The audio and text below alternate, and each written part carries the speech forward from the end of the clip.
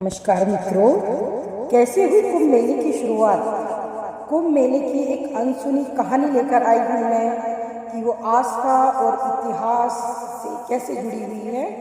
तो मित्रों, आज जानते हैं कुंभ मेला कैसे उसकी शुरुआत हुई, क्योंकि आजकल कुंभ मेले की बहुत धूम है। कुंभ मेला सभी हिंदुओं और सनातनों का प्रतीक है। संस्कृत का एक शब्द है कुंभ, इसका मतलब होता है कलश। कुंभ कलश को कहते हैं कि जब देव और असुर मिलकर समुद्र मंथन कर रहे थे, तब इस मंथन से धन्वंतरी अवतरित हुए। उनके हाथों में कलश था। इस कलश में अमृत भरा था। वही अमृत जिसको पीने के बाद अमृत की प्राप्ति होती है।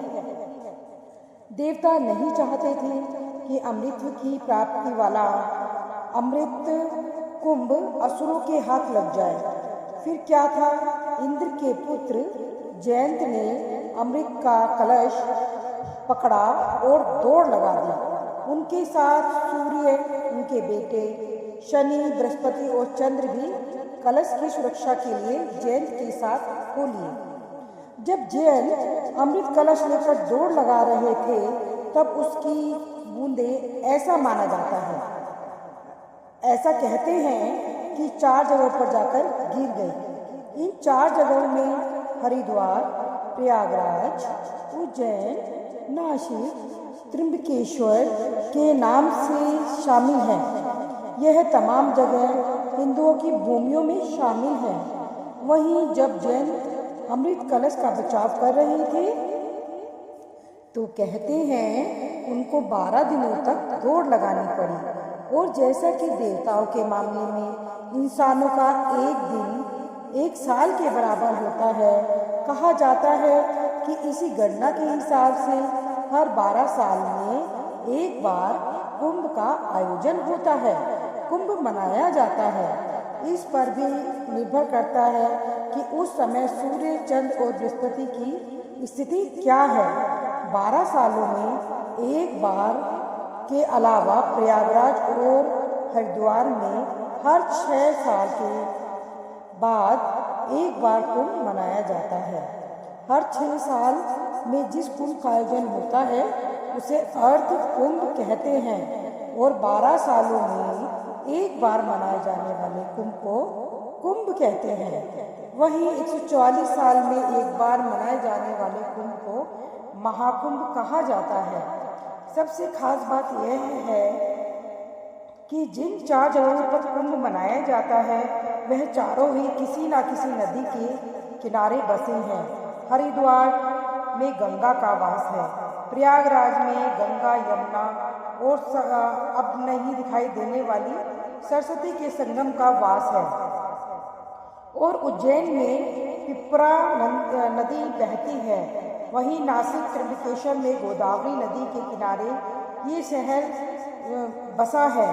मान्यता तो यह भी है कि अगर कुंभ के समय इन नदियों में डुबकी लगाई जाए तो सारे पाप धुल जाते हैं। मान्यता यह भी है कि कुंभ के समय स्नान करने से मोक्ष की प्राप्ति हो जाती है।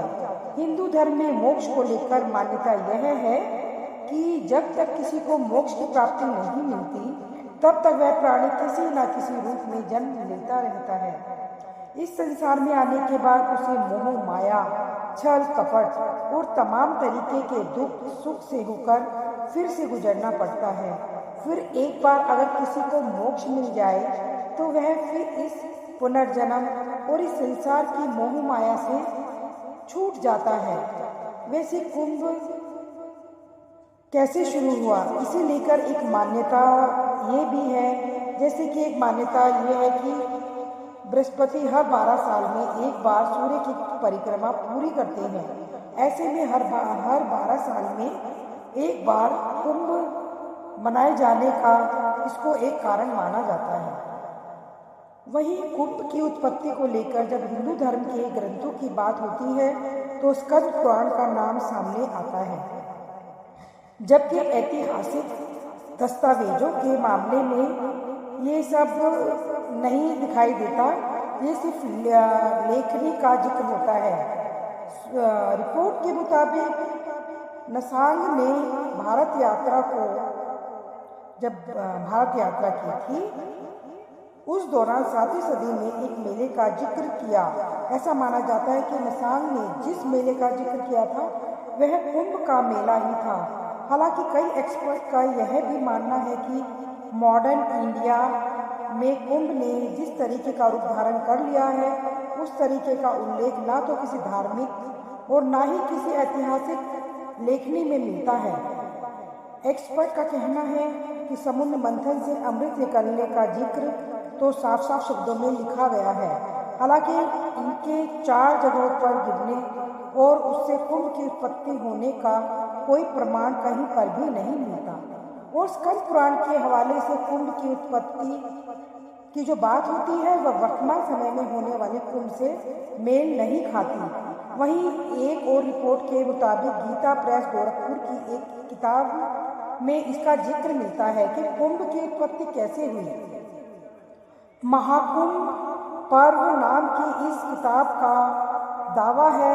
इस किताब में दावा किया गया है कि ऋग्वेद के श्लोकों में कुंभ और इसमें शामिल होने से जो जुड़े हुए फायदे हैं इनका जिक्र मिलता है। वहीं कुंभ को एक और मान्यता यह है कि इसकी स्थापना 8वीं सदी में आदि शंकराचार्य ने कि यह वो दौर था जब भक्ति आंदोलन और पहले से चली आ रही जो धार्मिक मान्यताएं हैं उनके बीच में प्रतिस्पर्धा चल रही थी।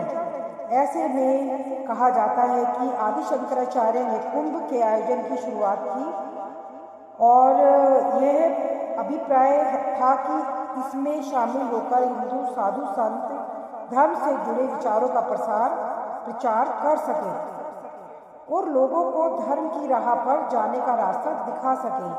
वहीं वेन सांग ने भारत से जुड़े अपने यात्रा वृत्तांत में जिस मेले का जिक्र किया है उसे कुंभ माने जाने को लेकर राय बटी हुई है।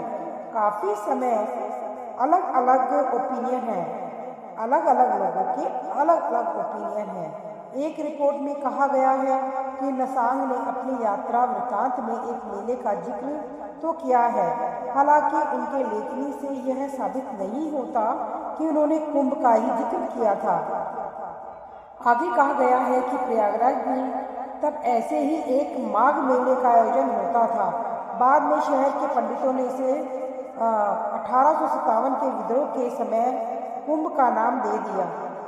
ऐसा कहते हैं कि अंग्रेजों की गुलामी वाले दौर में इसे इतना बड़ा धार्मिक नाम इसलिए दिया गया ताकि अंग्रेजों में धर्म के इतने बड़े आयोजन का भय व्याप्त हो जाए और वह इसमें किसी तरीके का दखल ना दे। हालांकि इस दावे को लेकर भी कई विरोधाभास कंट्राडिक्शन मौजूद हैं और कहते हैं कि यही विरोधाभास हिंदू धर्म को बाकी धर्मों से अलग बनाते हैं।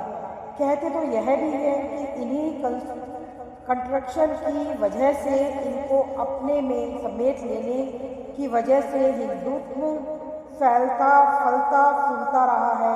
और कहते यह भी है कि इन्हीं विरोधाभासों की वजह से हिंदू धर्म भविष्य में भी फलता रहेगा। कुंभ के ओरिजिन से जुड़ी कोई स्टोरी अगर आपको पता है जो आपको लगता है कि काफ़ी ऑथेंटिक है, जो हमारी ऑडियंस जानेगी, तो यह कहानी आप कमेंट बॉक्स में ज़रूर बताइएगा। और आप सबने मेरी इस कहानी को अंत तक सुना कि कुंभ मेला कैसे उसकी शुरुआत हुई और आप आखिरी तक मेरे इस स्टोरी के साथ जुड़े रहे। और जिन लोगों ने मेरी ये कहानी सुनी है वो मेरे चैनल को लाइक करें, सब्सक्राइब करें और ऐसे ही और नई नई कहानी, नई नई स्टोरीज के साथ मिलने के लिए धन्यवाद धन्यवाद धन्यवाद। आप सभी का बहुत बहुत धन्यवाद।